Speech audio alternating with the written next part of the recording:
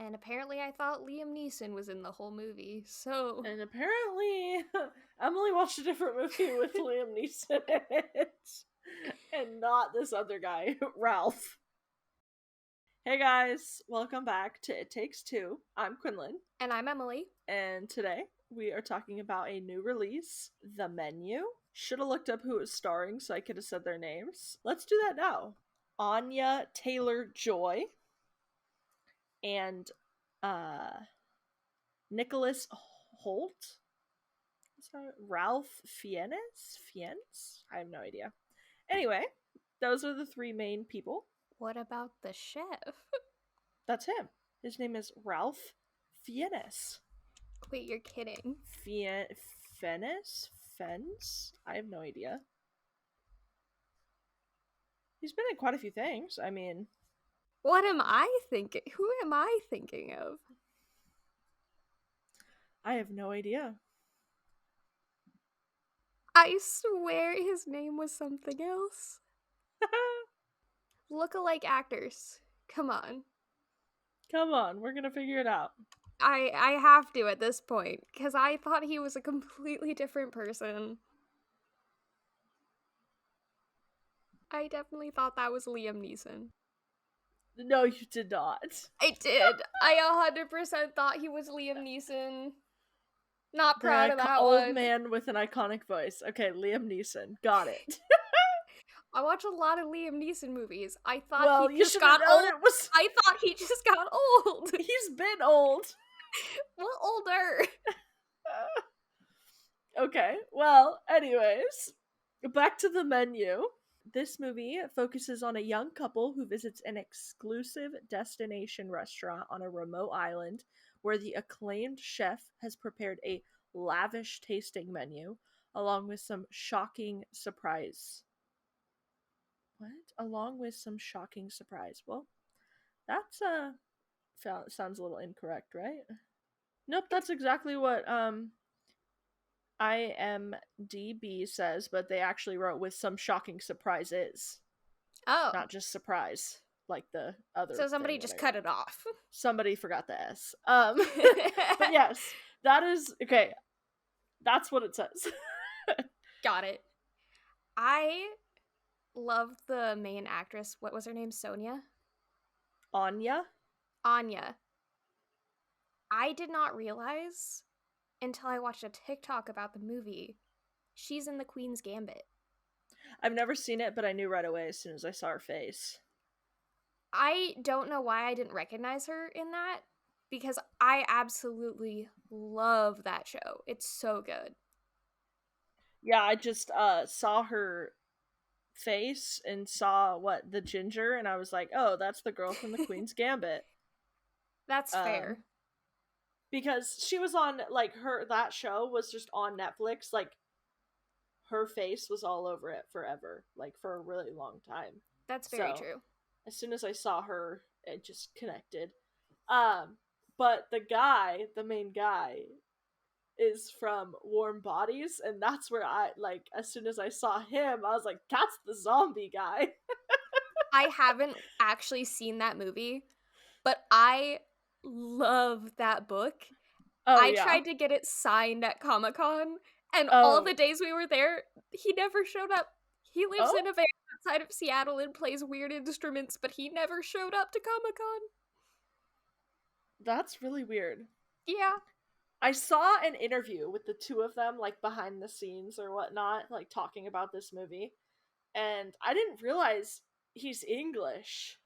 Because, everything I've ever seen him in, he plays just like an American dude, so... That's my favorite thing, was when you get surprised. Do you know how many people in The Walking Dead are actually English? It's wild. It's the southern accent is easier to hide the British accent.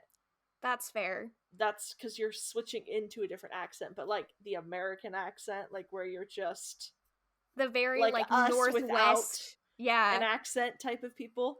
And so, he does, I didn't really ever catch anywhere, because I was going in knowing, just discovered that he was English, and I was like, I want to hear if I can actually like pinpoint it anywhere in this movie, and I never did. Like, because Literally there's nowhere. no, he's just got a lot higher of a voice, but Mm-hmm. that's probably because the fact that he's English and then putting on a new accent, you know. So I Well, think that's I've heard Millie Bobby Brown describe it as like the English accent is further back in your throat, and so when yeah. you're doing an American accent, it's more up. So that would make sense It's why just his got to get voice a is little higher. higher. Yeah. Yeah. So yeah, that's I was like waiting to see if I could hear or see any of it slip up at all, because didn't know that he was English until right before going into this movie, and I was like, oh, and then I never saw it, which was kind of crazy. I figured would have saw something, but yeah, That's what I recognize him from. He is in Mad Max Fury Road. yeah, I'm pretty sure he's one of those guys that like spray paints their face and then like death jumps or something. that would be right. Yeah, I Yeah, think that's. because I remember his face in that movie, and I don't know why that's burned in my head, but that is. But I guess back to more of what this movie is actually about.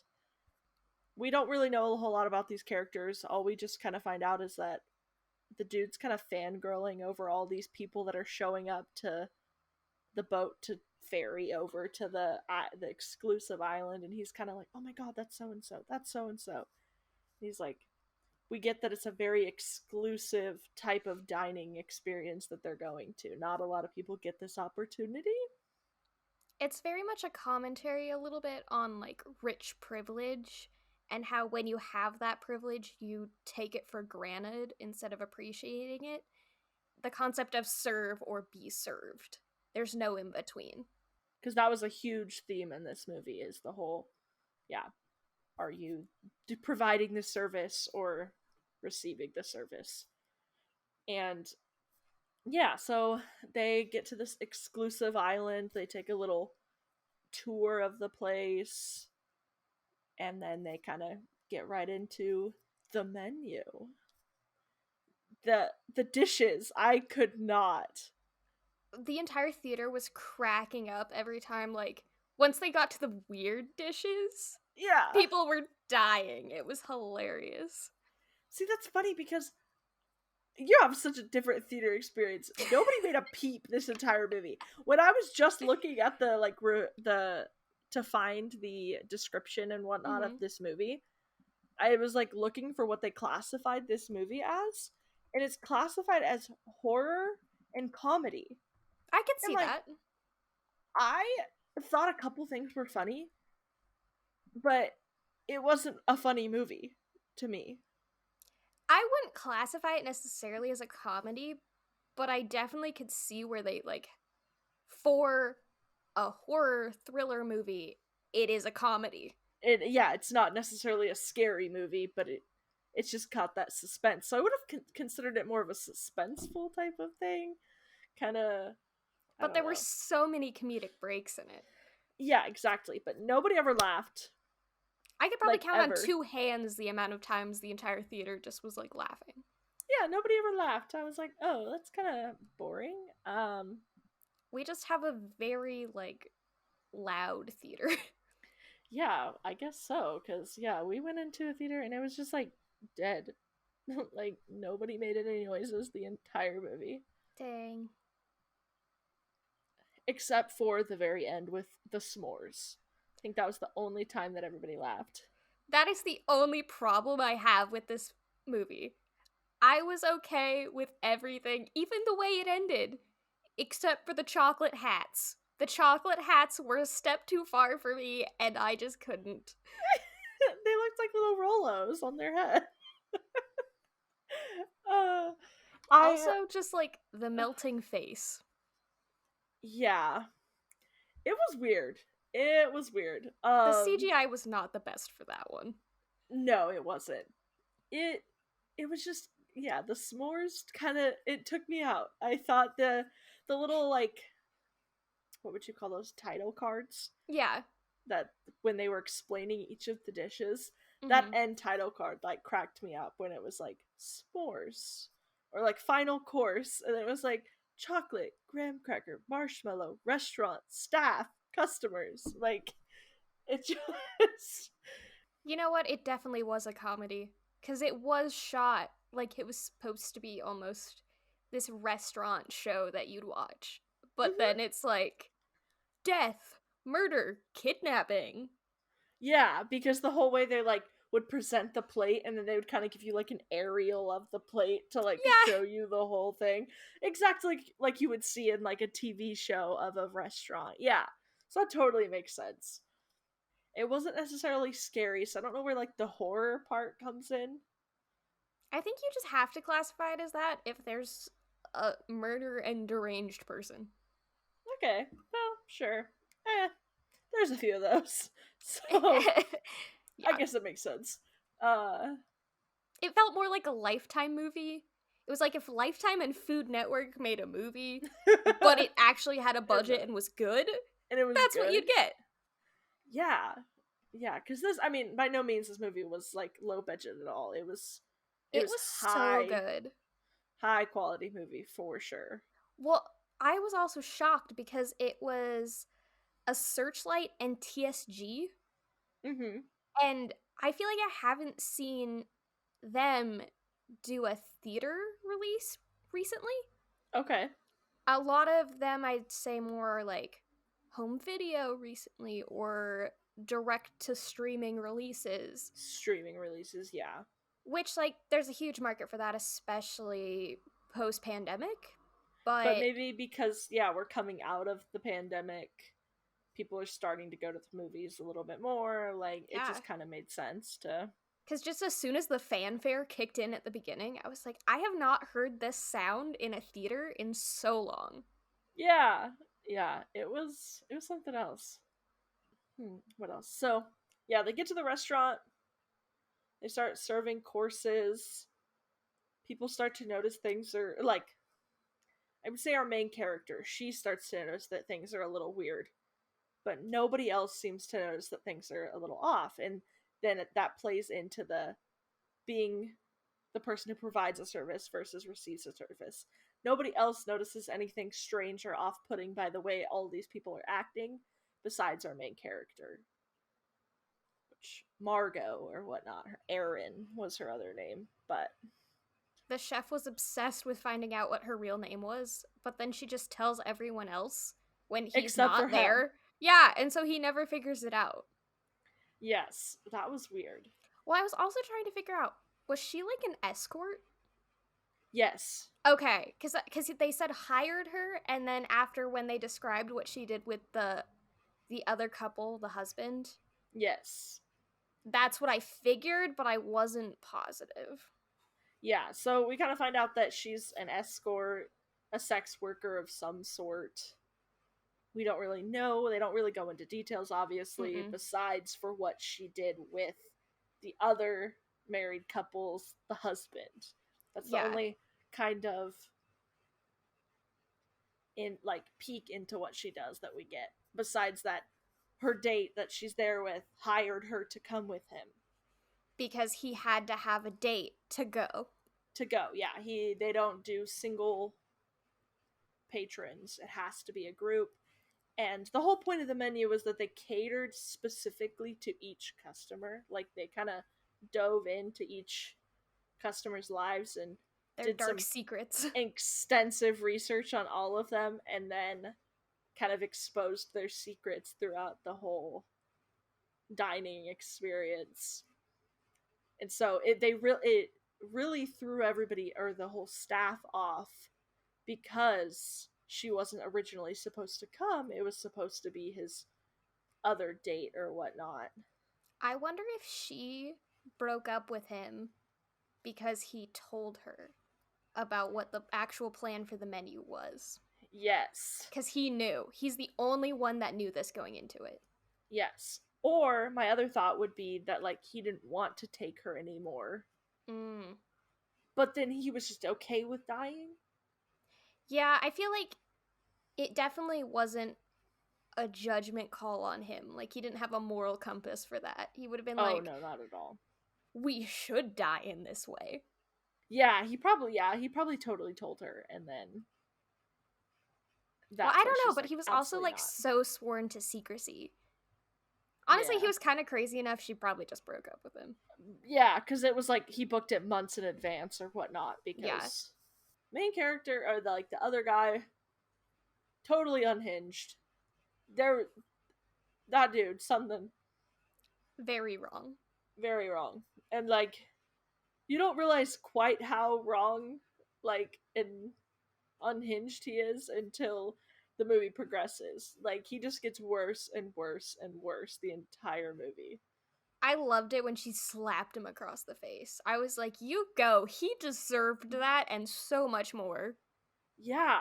Well, she straight up was talking to him like a child. She was like, because he called her a child. Mm-hmm. She's like, you will not talk to me like that. Like, straight up was like scolding him like a child. And he was just like, whatever.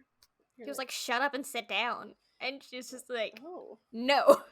boom. Yeah. It was crazy. Pretty crazy. It was wild. I don't know how much detail to go into this because it's really just what we described. It's one thing after another. Nobody. There's only 2 deaths leading up to the ending. The. Oh, Elsa and the sous chef. Yes. Okay. Yeah. So it's like, it's not like a super gory. Oh. The one scene I didn't feel like was necessary was when they killed the guy who owned the big corporate thing. Oh, that was the third death. Yeah. Yeah, the That was angel weird. wings. That didn't feel like it added really anything. No. Like I I feel get like they the should have point, done but something different yeah. for like his death. Like the whole setting of the chef free would have Mm-hmm. been something a little different, I think. Even if they had just like popped up an image of him dead or like somebody carting his body away or something, I feel like that would have been more impactful Yeah. than like Us drowning him like an watching. angel. But that was, I think, the first death, wasn't it? That was. Because So that's when everybody was like, what is going on? like, is this real? Is this fake? Mm-hmm. And then after the other, like the second in command chef died, Yeah. then everyone was like, it's kind of weird. And they're like, someone else was like, no, it's theater, like it's fine. And someone else was like, no, it's not. And then they cut off the guy's finger and they're like, oh, they're not kidding. They're not They're kidding. not kidding. That is real. One thing that I did not get was how she just like cracked the code at the end. Like, can I get this to go? And he was just like, look, you cracked the code, get out the door, you're good. It was the burger. I know, but I just don't know why that held such a significance to why. Like, he was just like, okay, I made a cheeseburger, you can go. So basically, because the whole reason he was doing everything was because he found no joy in cooking for people who didn't care, who didn't savor it. So all of his life and work lost its meaning, right? Yeah. So when she was going through his room, there were I pictures. saw the fry cooked cheeseburger, yeah. It was the only time he had worked in a restaurant that he was happy. It was the only joy and fulfillment he found in cooking was before he was a chef when he was just a cook. Yeah, see, I still don't get why it was so impactful. I just, it was a cheeseburger, and she was just like, can I get this to go? And he was just like, peace out. You don't After have... he was so set on killing her. It's because you don't have the emotional processing of the, like, one golden moment of your life of, like, this was my great childhood nostalgia passion thing. You're just like... Also, why did nobody else try to get a cheeseburger to go then? Like, the ending cracked me up. Like, I'm glad she got to be a final girl, you know, whatever. But then, like, she literally sat on the boat, ate the cheeseburger. I was just like, okay. Like, I feel like something else should have happened. I don't know what else they could have done, though, so... I know, I thought they were just gonna, everybody was just gonna just die. That's what I thought. Yeah. Just because the fact that that was what we were told from the beginning, and so I figured, either she would get out in like a bloodbath, basically, I expected it or to be a lot bloodier than it was. yeah, I expected it to be some sort of bloodbath and like she somehow managed to escape, or like somebody we hated escaped instead. Yeah. I just didn't expect it to end that way, and so I just kind of felt unfinished to me with the fact that she was just like, can I get it to go? And then everything, just like the whole mood changed, and he was like, cool, yeah, have a nice night. Well, I also don't know why, but I thought this movie was about cannibals going into it, and then it was not. Which, like, I'm I perfectly know. fine with. I'd prefer that, but I was expecting based off the trailers. Yeah. I don't know, I was just just murdery expecting it to be. chef, I guess. Yeah, I was just expecting it to be some like dinner party gone wrong. I don't know if I expected cannibals, Well, I think because but they made, like, such a big deal about the smokehouse and stuff, I yeah, expected it to be, especially like, even at the people. beginning of the movie. Yeah, like they did a tour of the smokehouse and the whole like that's chef's cabin. We don't go there. Well, that and the, like, respect for the ecosystem, and we are nothing but a part of that ecosystem, and blah, blah, blah. Yeah. It just would have made sense for there to be a cannibalism angle, but we have enough cannibalism movies, so it's kind of refreshing to not have that. Yeah, that's true. It made it more intense for sure, because you had no idea what was going on, and then, like, Why is everybody so crazy? I think the reason I wanted to see it, which I thought was so funny, but they like nothing more came of it, was the you told them it was my birthday? And they're like, we thought it was funny an hour ago. I know, like, And they like never said anything else. no, because like that was part of the trailer, and that's why I thought the movie was going to be more of like a funny, scary movie, and then that was a funny part, but like, they never talked about it again. Like, you guys told them it was my birthday? Okay, the other thing I don't get, why did they make all the men run for it? I thought they were gonna, like, kill them all or something, and then they were just like, oh, you're the last one found. Here's a special food made by the chef, Here's a and then we'll foodie. drag you back. Yeah, that was weird. Well, the whole point leading up to that, with the whole speech that the other chef gave, Yeah. and then they were like, men are nothing, run away. And so then the women got their like like extra meal, you know? Yeah. Okay, I really thought she took the scissors and stabbed him in the crotch. And then it I wasn't the thought crotch. that was I thought that's what happened too. I was a little disappointed that it was just the thigh. I was too. I was like, the symbolism was so much better if it was the crotch. Yeah, because I thought that's like the whole point, was this whole thing was like full of symbolism. Yeah. And like they didn't even stab him there. They just did the thigh. No, because the whole thing was like, he tried to impose his male privilege on me and take advantage of me as my head chef, and then just thigh stab. It's like, you Thigh missed stab. the mark. Yeah, what was the point in that? What was the point? And then she had some crazy eyes though. She was doing good at the crazy eye thing when they were like sitting there eating, and she was like, "This was my idea," and I was like, "Whoa!" And then she just, like, You got starts some breaking crazy down eyes. and crying because they're like, the food's so good. Yeah, and she's like just in shock and just bawling, but like she has some crazy eyes going on. She does. I was like, "Wow, lady." She embodied the crazy eyes. She really did. Also, like, he knew that she would find the shortwave radio because she'd sneak into his house and use the thing, so they just had a guy on standby to be like, I'm a fake Coast Guard. Ha ha, That I was was a weird part of too. it. Yeah.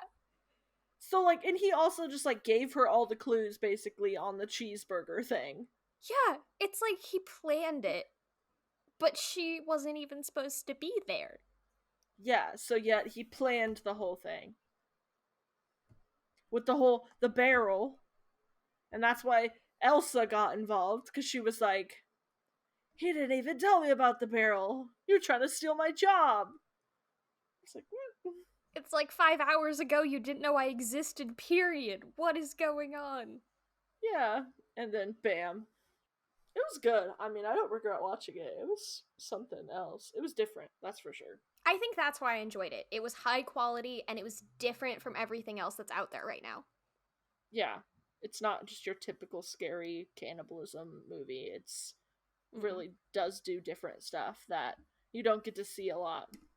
It's shot like a high quality drama, even though it's technically a scary movie. Yeah. Yeah, that's for sure. It was just really different. Yeah.